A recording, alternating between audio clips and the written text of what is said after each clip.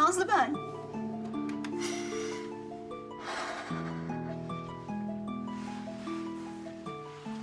Ergun nasılsın? Ama bir şey söyleyeyim mi? Ben seni iyi gördüm. İlaçlarını da veriyorlardır değil mi? İlaçlarını. Ha?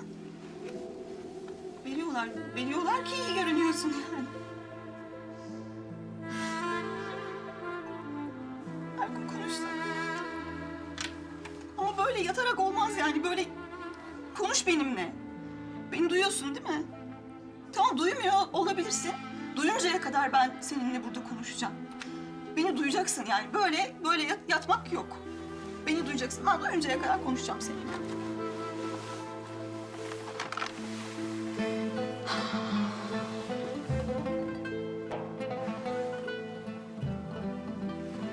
Ben buradayım.